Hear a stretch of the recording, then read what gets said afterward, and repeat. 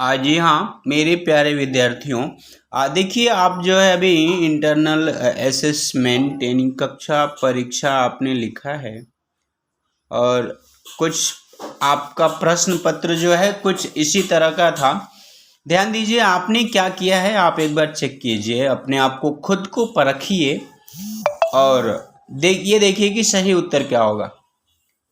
प्रश्न है कि निम्नलिखित चित्रों की सहायता से एक एक मुहावरा एवं उनसे वाक्य भी बनाने का प्रयास कीजिए।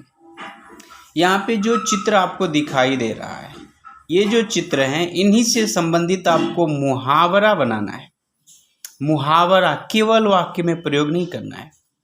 आपने क्या किया है, देखिए अब ये पहला वाला जो है चित्र है कान, तो कान से संबंधित आपको कोई मुहावरा बोलना है और उसका वाक्य में प्रयोग करना है। जैसे कान पर जूं न रेंगना या कान खड़े होना।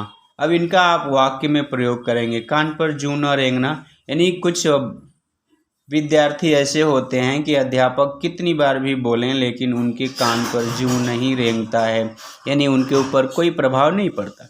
कान खड़े होना यानी सावधानी से सुनना, इसका आप वाक्य में प्रयोग जरूर सोचिए।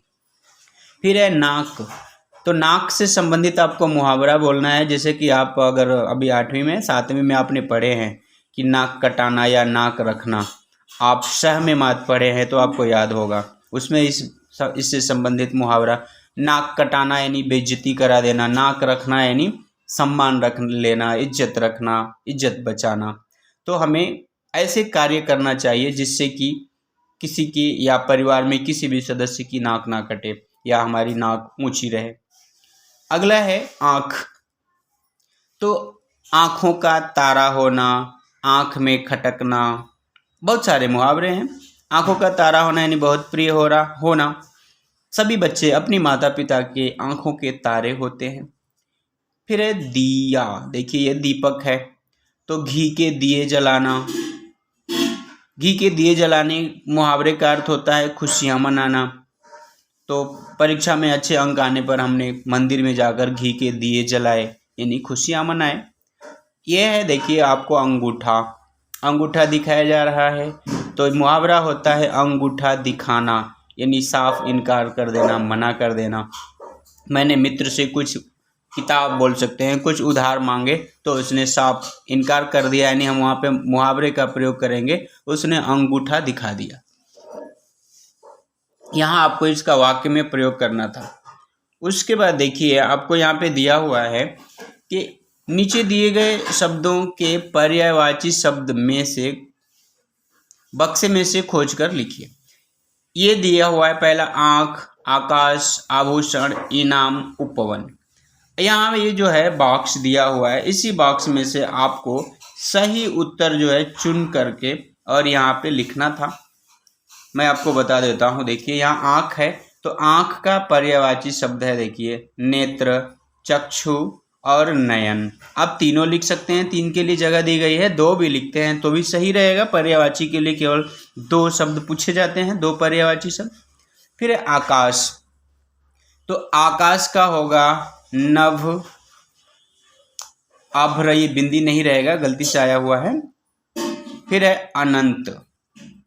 इसके बाद है आभूषण, आभूषण का अर्थ होगा पर्यायवाची शब्द होगा। देखिए आभूषण का अर्थ होता है ज्वेलरी, तो इसका पर्यायवाची शब्द है तीसरे का अलंकार, गहना और भूषण। फिर है इनाम, 4th वाला, चौथा जो है इनाम, तो इनाम का आपको पर्यायवाची शब्द होता है पुरस्कार, पारितोषिक। इसके बाद है देखिए उपवन, उपवन का हो जाएगा बाग, उद्यान, बगीचा। तो ये आपको लिखने थे, जिसके लिए आपको पूरे अंक मिलेंगे। अगर आपने ऐसा नहीं लिखा है तो आपको पूरे अंक नहीं मिलेंगे। आप सामान्य व्याकरण थोड़ा समझिए और कक्षा में जो बताया जाए ना, देखिए आप रट्टा मारने पर निर्भर मत रहिए, आप समझिए। जी हाँ, आगे ध्यान दीजिए, दिया गया है आगे तीसरा वाला, नीचे दिए गए शब्दों से मेल करके विलोम शब्द बनाने का प्रयास कीजिए। यहाँ पे आपको ये 10 शब्द दिए गए हैं और इनका सही विलोम शब्द कौन सा है। शब्दों के मेल करके विलोम शब्द, यानी ये जो प्रश्न है इसका अपोजिट इसमें से कौन सा है विलोम शब्द, विपरीतार्थक शब्द, उसके साथ आपको सही मेल करना था। तो देखिए मैं आपको बोल देता हूँ जल्दी जल्दी, आपने क्या किया है आप खुद को चेक कीजिए। यह है दुर्लभ। दुर्लभ मतलब जो चीज मुश्किल से मिले, तो दुर्लभ का हो जाएगा सुलभ। अगला है वरदान। वरदान का होता है अभिशाप। फिर है विधवा। विधवा यानी विडो, इसका होता है सधवा, इन जिनकी शादी पति है, शादी हो गई, पति साथ में है। फिर है सगुण।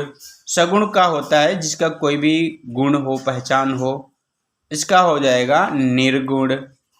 5वां है संक्षेप, तो किसी भी चीज को संक्षेप में बोला नहीं, शॉर्ट, तो इसका हो जाएगा विस्तार। फिर है गुप्त। गुप्त यानी कोई भी सीक्रेट बात, इसका हो जाएगा प्रकट। फिर है एकता, तो एकता का सीधा मिलता जुलता है अनेकता। फिर अंधकार। अंधकार का हो जाएगा प्रकाश। फिर है सरस। सरस का होगा नीरस।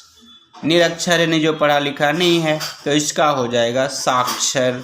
तो ये रहा आपके इस इंटरनल असेसमेंट। इस तरह के कुछ अगर प्रश्न पूछे जाते हैं तो आपको इनका उत्तर इसी तरह देना रहता है। ध्यान रखिए, आपको जब कभी कुछ कहा जाए ना सामान्य व्याकरण के लिए, सामान्य व्याकरण या फिर आपको कहा जाए सामान्य यानी जनरल हिंदी, सामान्य हिंदी, तो आप इन बातों पर ध्यान दीजिए। आपको कुछ भी पढ़ाया जाता है ना व्याकरण की बात कुछ, तो आप समझिए और समझ रखिए। रट्टा मारने, बट्टीफाई करने पर आप बिल्कुल उतना ध्यान, उतना जोर मत लगाइए। सबसे ज़्यादा जोर लगाइए, मेहनत कीजिए समझने पर। जो बात बताई जाती है आप उसे समझिए और उसे अपना बना लीजिए। खैर, धन्यवाद। जय हिंद, जय हिंदी। मैं आपसे यही कहूँगा, आप जहाँ भी रहें सावधान रहें, सतर्क रहें, अपने से बड़े लोगों का सम्मान करें, इंसानियत बनाए रखें और अनुशासन में रहें। धन्यवाद।